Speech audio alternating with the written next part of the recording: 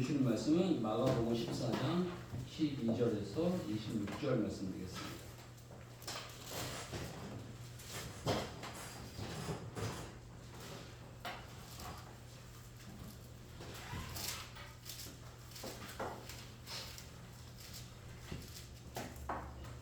마가복음 14장 12절에서 26절 말씀입니다. 네, 같이 교독하겠습니다. 제가 먼저 하겠습니다. 무교절의 첫날 곧 6월절 양 잡는 날에 제자들이 예수께 여짜오되 우리가 어디로 가서 선생님께서 6월절 음식을 잡수시게 준비하기를 원하시나이까 하매 예수께서 제자 중에 둘을 보내시며 이르시되 성내로 들어가라. 그리하면 물 한두 개를 가지고 가는 사람을 만나리니 그를 따라가서 어디든지 그가 들어가는 그 집 주인에게 이르되 선생님의 말씀이 내가 내 제자들과 함께 6월절 음식을 먹을 나의 객실이 어디 있느냐 하시더라 하라. 그리하며 자리를 펴고 준비한 큰 다락방을 보이니 거기서 우리를 위하여 준비하라 하시니 제자들이 나가 성내로 들어가서 예수께서 하시던 말씀대로 만나 6월절 음식을 준비하니라. 저물매 그 12를 내리시고 가서 다 앉아 먹을 때 예수께서 이르시되 내가 진실로 너희에게 이르노니 너희 중에 한 사람 곧 나와 함께 먹는 자가 나를 팔리라 하신대 그들이 근심하며 하나씩 나는 아니지요 하고 말하기 시작하니 그들에게 이르되 12 중에 하나 곧 나와 함께 그릇에 손을 넣는 자니라. 인자는 자기에 대하여 기록된 대로 가거니와 인자를 파는 그 사람에게는 화가 있으리로다. 그 사람은 차라리 나지 아니하였더라면 자기에게 좋은 뻥 하는 되느니라 하시니라. 그들이 먹을 때 예수께서 떡을 가지사 축복하시고 떼어 제자들에게 주시며 이르시되 받으라 이것은 내 몸이니라 하시고 또 잔을 가지사 감사 기도하시고 그들에게 주시니 다 이를 마시네. 이르시되 이것은 많은 사람을 위하여 흘리는 나의 피 곧 언약의 피니라. 진실로 너희에게 이르노니 내가 포도나무에서 난 것을 하느님 나라에서 새 것으로 마시는 날까지 다시 마시지 아니하리라 하시니라. 네, 같이 읽겠습니다. 이에 그들이 찬미하고 갈람산으로 가니라. 아멘. 네, 오늘 제목 6월절이라는 제목으로 같이 말씀 나누도록 하겠는데요. 6월절이라는 이 절기는 유가 이게 넘을유래요. 그 월도 넘을 월이고 넘어갔다. 넘어갔다는 의미입니다. 그래서 넘어갔다는 의미로는 그 이스라엘 민족이 그 애굽에서 이렇게 종살이를 하게 됐는데 그 10가지 재앙 가운데 맨 마지막 재앙이 그 장자의 죽음입니다. 그래서 그 어린 양을 잡아서 피를 문설주에다가 문 기둥과 인방에다 이렇게 바르면 그 집은 넘어갔지만 그 바르지 않은 그 이스라엘 애굽의 모든 장자는 그 사람 장자부터 시작해가지고 짐승의 장자까지 장자는 싹 다 죽음을 당하는 그런 어떤 사건을 기념해서 6월절이라 이렇게 해서 넘어갔다라고 표현을 해서 이 애굽의 이 주변의 모든 사람들은 다 슬픔과 고통의 시간이었지만 이 이스라엘 사람들은 기쁨과 감사의 또 은혜의 시간이 되었다는 것을 기념하고 기억하는 그런 절기입니다. 그래서 이스라엘 사람들이 그 전통 절기 가운데 가장 중요하고 가장 소중하게 생각하는 절기가 뭐냐라고 한다면 1순위가 이 6월절로 나오게 됩니다. 그래서 이 6월절에 또 그 단어를 또 여러 가지로 표현을 해서 표현들을 하기도 하는데요. 또 무교절 77절 뭐 이렇게 표현해서 그 표현들을 하는데 이 6월절 자체가 이렇게 대단히 중요한데 이 예수님께서 굳이 뭐 이렇게 전통적이지 않으신 분이 6월절 요때에 십자가에 달려서 돌아가셨고 6월절 전에 이렇게 뭔가 식사를 하시는 거에 대해서 의미 부여를 많이 하셨어요. 내가 6월절 이 식사하기를 정말 원했다. 이렇게 표현해 기대했다. 라고 표현하는데 기대했다라는 이 의미는 의미 부여를 했다. 의미가 있는 거야. 너희들 꼭 기억해야 되는 거야. 라는 어떤 의미라는 거예요. 그래서 예수님을 이제 어린 양으로 이제 표현을 하는데 유월절 어린 양이다. 그래서 구속의 어떤 구원의 상징으로서의 어린 양이다. 이런 어떤 표현에 유월절의 의미가 있고요. 그 이 유월절이 또 겉으로 보기에는 이렇게 유월돼서 그냥 이렇게 나온 어떤 면에서 구원받은 이 절기이다라고 이렇게 표현하지만 또 겉으로 드러나게 되는 그 어떤 일들 가운데 하나가 뭐게 되냐면 이 그 이스라엘 민족이 그 어떤 새로운 시작의 출발을 의미하는 게 있어요. 과거에 이 애굽의 종살이를 하다가 종살이를 하게 되면서 나오는데 자유인으로서의 나와요. 자유인. 과거에 이제 종살이에서 새로운 출발의 어떤 자유인이 되었다. 라는 어떤 의미도 있고 어떤 면에서 하나님께서 응답하시지 않고 버려두었던 기억하지 않았던 묻어두었던 무관심하던 백성이 이제는 하나님의 관심을 받기 시작하고 하나님이 주목하시기 시작하고 하나님이 이끌어가기 시작하고 하나님께서 약속하신 땅에 입성하게 만드는 하나님의 어떤 강권적인 은혜에 사로잡히기 시작했다라는 어떤 의미가 되기도 합니다. 그리고 이 6월절에 이렇게 의미 부여를 하면 여러 의미 부여가 나오는데 또 하나의 의미 부여를 한다면 이 6월절의 의미는 과거에는 이제 네 힘으로 살았지만 내 힘으로 살았지만 이제 하나님의 은혜로 산다. 라는 의미가 됩니다. 그래서 광야에서 아무것도 없었어요. 우리는 농사 지어야 되는데 농사 지을 수도 없었고 양도 키울 수도 없고 소도 키울 수도 없었고 특히나 옷도 입을 수도 없었어요. 그런데 하나님이 채우시는 거예요. 먹거리 만나로, 고기 메추라기로, 옷 40년 동안 헤어지지 않았다는 거예요. 요즘 이 그 옷을 저도 되게 오래 입는데 되게 10년 기준으로 제가 입어요. 되게 보면 뭘 하나 사면 한 10년 정도는 쓰거든요. 10년 정도는 쓰는데 지겨워서 버리지 낡아서 요즘은 안 버려요. 그런데 그때 당시에는 제가 어릴 때면 1, 2년이면 다 버렸어야 돼.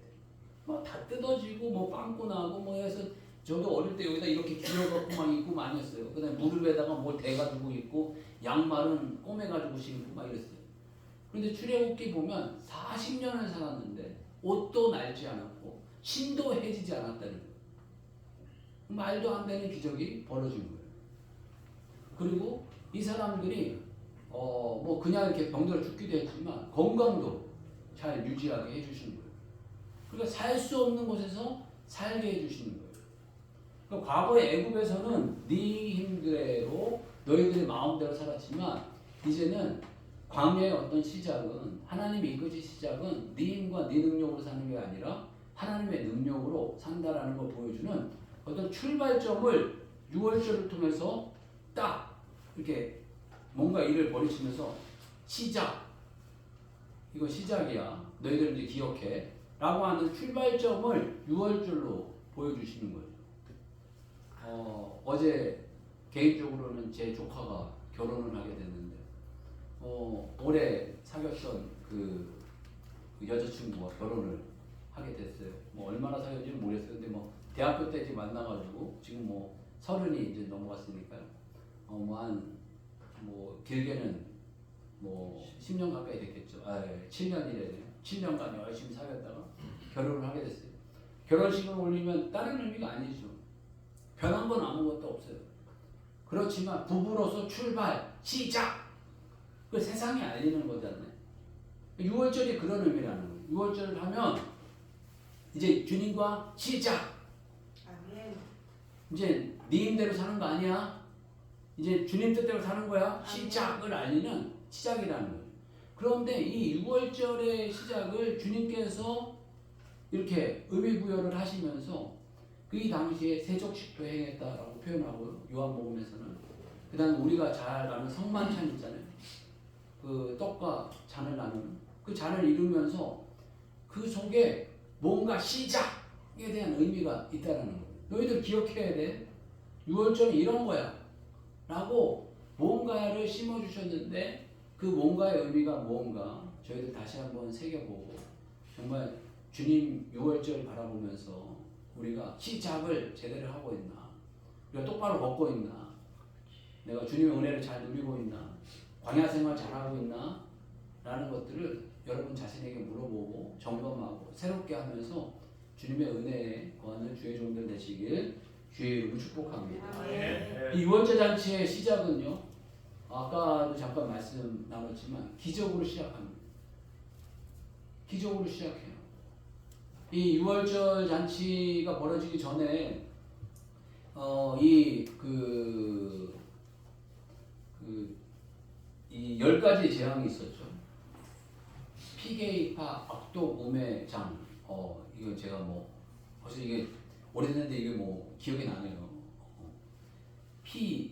피의 재앙이었고, 뭐 개구리 재앙, 이의 재앙, 파리, 뭐 이런 재앙이었고, 맨 마지막에 이뤄서 장자의 재앙이 일었는데, 그 피게이파, 악독, 우매장이 하나하나가 다 그 기적이라는 거죠. 이 장, 뭐 갑자기 뭐 아시겠지만 나이가 물을 떠다가 부으니까 피가 되어버리고, 뭐 개구리가 등장해서 막 떡반죽 그릇에 뭐 어두운 반죽 그릇에 개구리가 나타나고, 뭐 어둠이 일고 막 이런 어떤 기적이 일어나기 시작하는데, 예수님의 이 6월절 준비 시작도 이 기적으로 시작합니다. 왜 이런 표현을 이렇게 하시는지는 이유는 잘 모르겠어요. 저는 이런 부분이 좀 궁금했거든요. 굳이 뭐 이렇게 하실 필요가 있나? 다 약속됐으면 이 집이 마가의 다락방이라고 이야기하거든요. 그러니까 마가라는 집안이 믿음이 좋은 집안이라고 이야기합니다. 그냥 다 알 테니까 제자들한테 가갖고 마가네 집 가가지고 다 내가 얘기 다 해놨으니까 준비할 거 다 준비하고 다락방 가서 준비해, 이렇게 그냥 편하게 얘기하시면 되는데, 여기에서는 그렇게 표현을 안 하는 거예요. 여기 보게 되면 13절 보게 되면 예수께서 제자 중 둘을 보내시며 이르시되 성내로 들어가라. 그리하면 물 한 동이를 가지고 가는 사람을 만나리니 그를 따라가서 어디든지 그가 들어가는 그 집 주인에게 이르되 선생님의 말씀이 내가 내 제자들과 함께 6월절 음식을 먹을 나의 객실이 어디 있느냐 하시더라 하라. 이거는 뭐 뜬금없는 이야기죠. 그냥 물동이 들고 가는 사람 많았을 텐데 제자들이 아무나 보고 가가지고 따라가가지고 그 집 들어가면 선생님께서 6월절 음식을 잡수셔야 되는데 준비된 처소가 어딘지 알려달라고 그러십니다 라고 이렇게 이야기를 하면 알려줄 거라는 거예요. 어떤 면에서 참 약간 뭐 엄청난 기적은 아니지만 기적으로 뭔가 이렇게 시작을 하신다는 거예요. 어떤 부분에서 우리의 삶의 이런 시작은 아까 찬양같이 은혜라고 표현하고 기적이라고 생각이 듭니다. 우리가 살아있는 거 기적이고요. 우리가 살아가는 거 기적이고, 우리가 주님의 자녀된 거 기적이고, 우리가 천국 시민이 되었다라고 고백하는 거 기적이고, 우리가 죽어서 천국에 들어갈 거라는 확신을 갖는 거, 이 모든 것이 다 기적입니다. 다 기적. 다 은혜고 다 기적입니다. 제가 이번 주에 한 장로님하고 이런저런 이야기를 나누게 됐습니다. 이런저런 이야기를 나누게 되는데, 그 장로님은 제가 잘 모르는 장로님이셨어요. 제 아버님 교회에 이제 다니시고 계신 장로님이신데, 그 장로님하고 뭐 친분이 제가 깊지 않았기 때문에 제가 이제 떠나온 다음에 잠깐 오셨고, 제 아버님을 보기만 하지 잘 섬기지 못했던 분이시래요. 그런데 이분이 참 여러 가지로 저에게 참 은혜를 많이 주셨습니다. 충청도 분이신데 가난한 산골 시골 마을에서 자랐다는 거예요. 공부도 많이 못했다는 거예요. 그래서 학교도 많이 못 다녀서 방위 가고 뭐 그랬다는 거예요. 그런데 어떻게 하다 친구 따라가지고 베어링 회사에 가게 됐대요. 베어링 회사를 가게 됐는데 그래서 뭐 10여 년을 근무를 했대요. 근데 베어링 회사가 너무 어려워졌대요. 그래가지고 그 친구가 이게 너무 어렵다. 네가 그냥 어떻게 미안하지만 나갔으면 좋겠다. 이렇게 이야기를 하는 거예요. 같이 시작을 같이 했는데 이 친구가 이렇게 얘기하니, 그래 그러냐 그러면 어떻게 하겠냐, 그냥 내가 나갈게 이렇게 이야기를 해서 나왔다는 거예요. 너무너무나 만박하죠. 할 게 없죠. 그런데 한 거는 베어링 그거밖에 배운 게 없잖아요. 그 베어링 회사를 차리기로 했대요. 베어링 회사를 차리려고 했는데 돈이 있어야 차리죠. 돈도 없대요. 그래갖고 뭐 아무것도 없어가지고 어떻게 할까 이제 고민했는데 하나님 지혜 주셔가지고 그런데 그때 당시에 그 달러가 갑자기 올랐대요. 저희는 뭐 달러에 오르는 거 내리는 거 관심 없어서 잘 모르겠어요. 그때 당시에 뭐 그 1,700원인가 뭐 이렇게 오르는 때가 있었나 봐요. 어마어마하게 올랐대요. 그래갖고 베어링 수출을 해야 되는데 수출이 다 안 돼버렸대요. 그래갖고 베어링 쪽에 일들이 더 나쁘고 안 좋고 어렵고 힘들고 바닥치고 이런데 뭐 안 돼서 나가라고 하는데 나왔는데 다른 일을 하는 것도 아니고 베어링 일을 하려니까 뭐 어떻게 해. 안 되는데 이분의 하나님 지혜를 주셔가지고 모든 베어링 회사를 돌아다녔대요. 돌아다녀가지고 남은 베어링이 뭐냐 다 물어봤대요. 그 이게 뭐 A 베어링이 남았다, 여기는 B 베어링이 남았다, C 베어링이 남았다 이렇게 남았대요. 그래갖고 그거를 베어링이 뭐 남은 거를 갖다가 그 카탈로그를 만들었대요. A 베어링, B 베어링, C 베어링이 남아있다. 그래서 다른 데 이제 다른 데 가갖고 혹시 베어링 필요한 거 있으면 카탈로그 줄 테니까 원하는 거 얘가 내가 갖다 줄 수 있다. 이렇게 이야기를 했다는 거예요. 그러니까 베어링 어디서 구할 수 없는 상황이 벌어지게 되는데 A 회사에서 나 C 베어링 필요한데 그러면 C 베어링 필요하다고 그랬던 집에다가 연락해갖고 야 그 베어링 이 A 집에 갖다 줘. 그리고 A 베어링 난 D 베어링 남는데 그럼 D 베어링 남는 집 여기 A 집에 갖다 줘. 뭐 이런 식으로 해가지고 자기는 돈도 없고 베어링도 없고 아무것도 없는데 이 집 베어링 갖다가 이 집에 팔고 이 집 베어링 갖다가 이 집 팔고 이래가지고 자기가 자리를 잡기 시작했다는 거예요. 그래가지고 자리를 잡고 그다음 귀한 사람을 만나가지고 그 사람한테 나하고 같이 일하자. 그래서 끝까지 같이 가가지고 이분이 큰 부자가 되셨어요. 큰 부자가 되셨는데 이 사람이 똑똑해가지고 뭐 삼성전자 막 이런 데 가려고 그랬대요. 가지 말고 나하고 끝까지 가자. 나하고 끝까지 가면 내가 마지막에 이거 다 너한테 주겠다. 라고 이야기를 했대요. 그런데 재산이 벌어가지고 아들한테 주고 싶은 마음도 있었는데 아들이 원치 않았대요. 그래가지고 그래 신의는 지켜야지. 그래서 맨 마지막에 이 아들이 그 직원이 뭐 이렇게 가정을 나가려고 했대요. 그래서 나가지 말라고 붙잡고 내 약속 지킨다 라고 이야기해서 마지막에 다 정리해서 그 직원한테 다 넘겨주고 그리고 딱 나왔다라고 이야기 하시더라고요. 그런데 이분이 얼마나 재산을 가지고 있는지 제가 정확하게 몰라요. 그런데 뭐 대충 아는 것만 해도 집이 있고 건물이 있고 그래서 그분 얘기가 난 평생 먹을 거 다 준비했다 하고 이야기하고 또 뭔가를 자녀들이 원하면 다 해줄 수 있다 이런 어떤 말씀을 하시더라고요. 근데 다 정말 은혜구나 라는 생각밖에는 안 들더라고요. 하나님 부으시려니까 은혜 부으시려니까 이렇게 부어주시는구나 라는 것을 느끼게 되었습니다. 그리고 이런 분들이 제가 얘기하려면 몇몇 분은 더 얘기할 수 있어요. 제가 보니까 몇몇 분은 더 생각이 많이 나더라고요. 근데 이번 주에 하여간 그 교제한 분 가운데 한 분은 이분이었던 것 같아요. 정말 우리가 살아가는 데 있어서 뭐가 잘났다고 사는 거 아닌 것 같아요. 제 아버님 이렇게 하셨을 때, 개척하셨을 때 똑똑한 분들이 많았어요. 한 분은 자녀가 서울대 갔어요. 서울대 갔는데 그냥 흐지부지 됐어요. 서울대 간 것만큼 애가 잘 되지는 못했어요. 또 한 자녀는 너무너무 똑똑했어요. 그래서 막 여기 근처에 막 중학교 때 전교 1등하고 막 이래가지고 막 하여간 집안에 기대가 많았어요. 근데 나중에 보니까 좀 어렵게 됐어요. 야, 이거 똑똑하다고 될 문제가 전혀 아니구나. 저는 시간 지나니까 그런 것 같아요. 정말 똑똑하다고 쓰임 받는 거 아니고 똑똑하다고 뭐 이렇게 해야 되는 거 절대 아니더라고요. 사람은 가봐야 되는구나. 별 볼 일 없다고 생각했던 사람도 귀하게 쓰임 받고 또 그 귀하다고 생각했던 사람은 또 그냥 그래저는 그런 일들이 분명히 있구나 라는 것들을 많이 느끼게 되더라고요. 하나님 6월절 시작을 우리들에게 기도로 알려주셨습니다. 기적으로 알려주셨습니다. 기적이라는 거예요. 이해할 수 없는 일들이라는 거죠.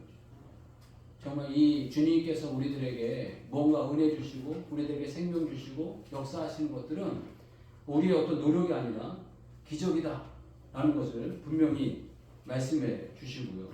근데 두 번째로 주목해 보고 싶은 거는 먹거리예요. 먹거리. 주님께서 이게 뭔가를 먹는 거에 대해서 이렇게 조금 이렇게 그 표현하실 때가 많이 있어요. 기적 가운데 사람들이 제일 좋아하는 기적 가운데 하나가 오병이어예요. 어떤 부분에서 사람이 찾고 살아가는데 먹거리만큼 중요한 게 없는 것 같아요. 우리가 먹기 위해 사냐 살기 위해 먹냐 뭐 이런 소리를 하지만 우리는 먹는데 일반적으로 되게 삼시세끼를 먹어요.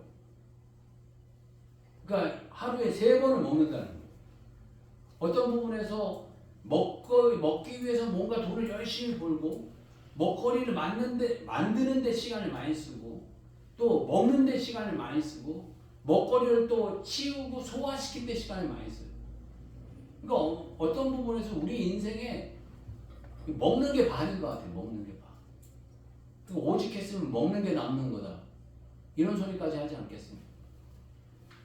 이게 뭐 말도 안 되는 소리이지만 먹는 게 남는 거다 이런 소리까지 나올 만큼 우리 먹거리에 대해서 많이 이야기하고 있고요. 또 주기도문에서도 보게 되면 우리에게 일용할 양식을 주옵시고 재물을 주시는 게 아니라 양식을 달라고 구하게 이렇게 우리를 향해서 말씀하시지 않습니까? 또 하나님께서 어떤 면에서 그 완전하고 온전하신 분이 안 먹어도 되게 만드실 수 있지 않았겠습니까? 그런데 우리들을 뭔가를 먹게 만드셨다는 거예요. 그리고 자신을 향해서도 내가 생명의 떡이다. 하늘에서 내려온 떡이다. 그러니까 저번에도 말씀드렸지만 다일 공동체에서는 기도를 그렇게 하시더라고요. 밥이신 예수님, 이 땅에 밥으로 오셔서 우리들에게 밥으로 역사하시는 밥이신 예수님, 이렇게 이야기를 했어요. 그래서 밥포에서는 밥을 퍼준다는 그 의미가 예수님 퍼준다 라는 의미로 이렇게 표현을 하시더라고요. 그리고 예수님께서도 보게 되면 6월절 만찬을 준비하고 만찬으로 먹기를 원했다 라고 이렇게 표현을 하세요. 그러니까 우리 교회는 아주 잘 먹고 있는데 아주 잘 먹어야 됩니다. 정말 맛있게 건강하게 잘 먹고 잘 교제하고 이런 표현이 필요하다. 그리고 배반한 그 제자들을 향해서 예수님 만나셨을 때 하신 일이 떡과 고기를 잘 부어서 준비하신 거예요. 그럼 먹이신 거예요. 와서 먹어라. 제자들을 부르셔서 와서 먹어라 라고 이렇게 표현을 하고 계세요. 그리고 또 먹는 것만이 뭐가 중요하다고 생각하지 않으셔서 그랬는지 가룟 유다도 보게 되면 이 먹는 장소에서 이 배신하는 가룟 유다를 드러내세요. 그래서 가룟 유다를 먹는 장소에서 쫓아내시는 거예요. 뭐 쫓아냈다고 표현하면 그러면 떠나가게 하시는 거예요. 그래서 여기 보면 20절 보게 되면 그들이 이르되 12 중에 하나고 나와 함께 그릇에 손을 넣는 자니라. 그러니까 함께 뭔가 먹었던 사람임에도 불구하고 배반하는 거예요.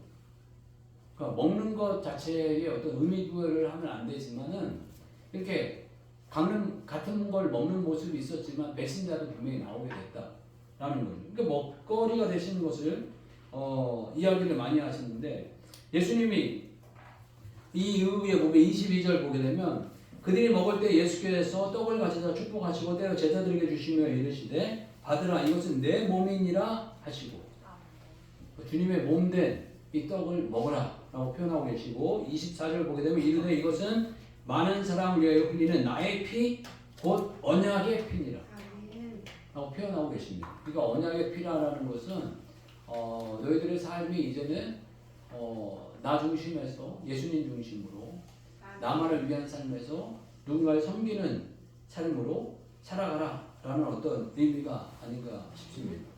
그러니까 6월절의 어떤 시작은 이제는 우리가 육신의 떡을 먹으면 살아가는 인생이 아니라 예수님 먹고 예수님 마시면서 살아가는 인생이 되어라 라는 것입니다. 아멘.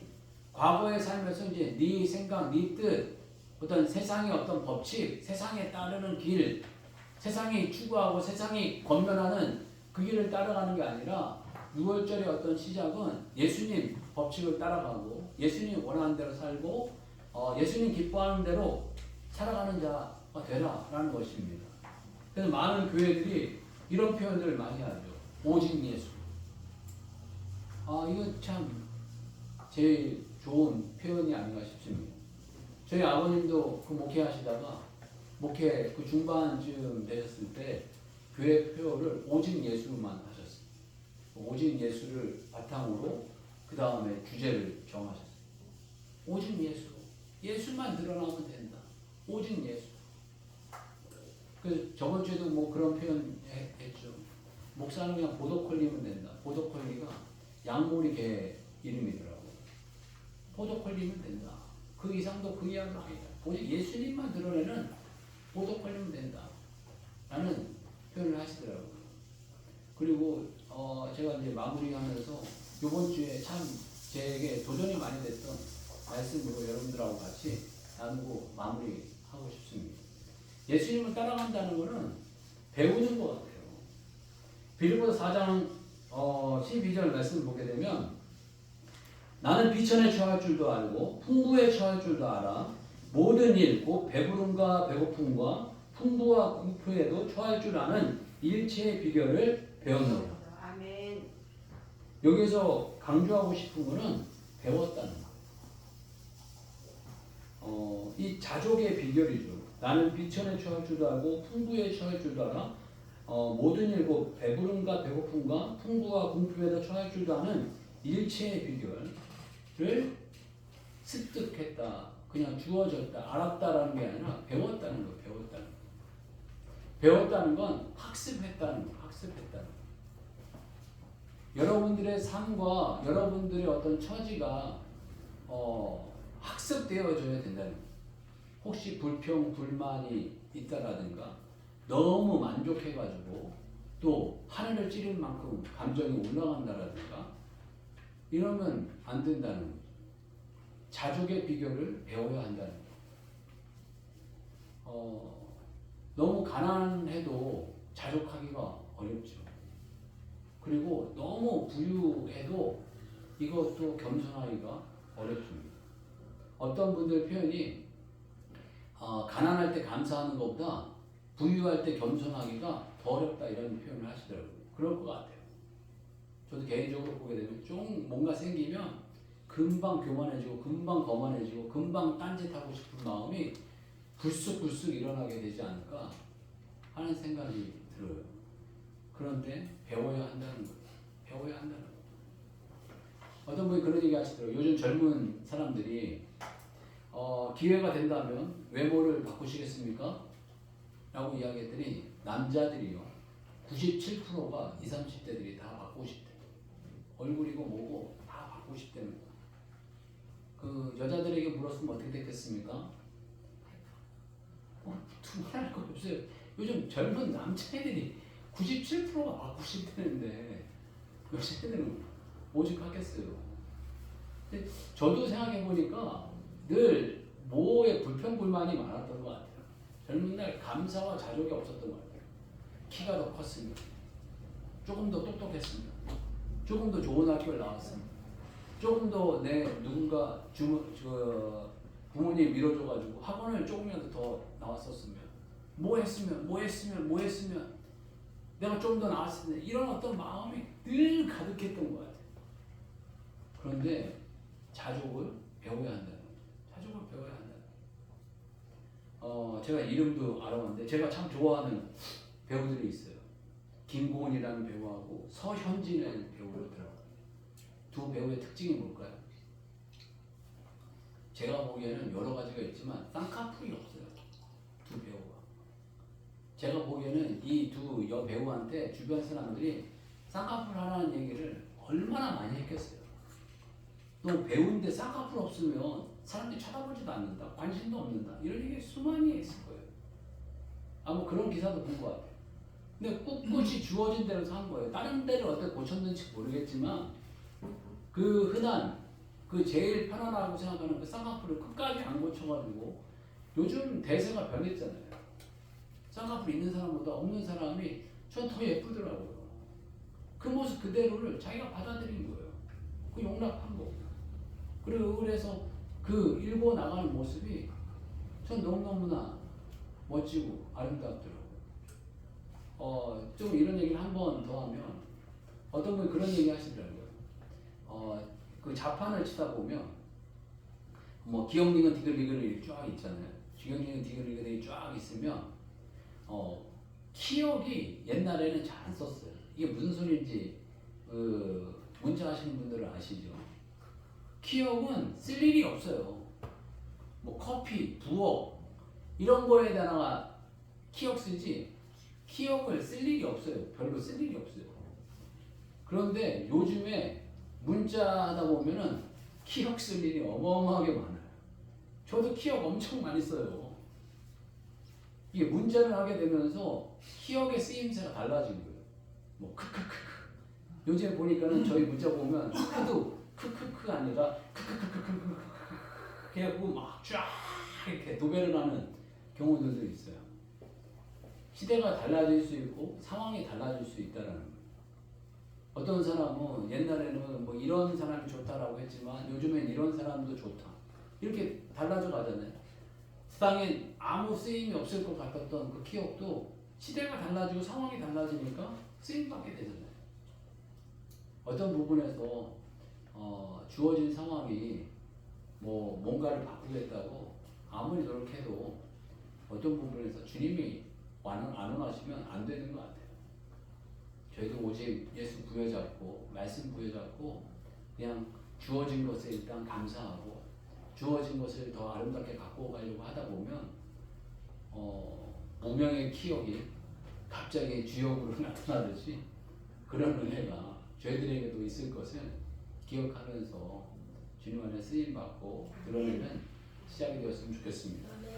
6월절 새로운 시작의 출발임을 선포하는 어떤 절기라 이렇게 표현하고 싶습니다. 우리 예수님 안에서 우리 새로운 시작이 되었고 예수님만 붙들고 가고 예수님만 의지하고 가고 예수님으로 먹고 예수님으로 마시는 그런 인생이 되게 해달라고 같이 한번 기도하겠습니다. 주여 한번 외치고 기도하겠습니다. 주여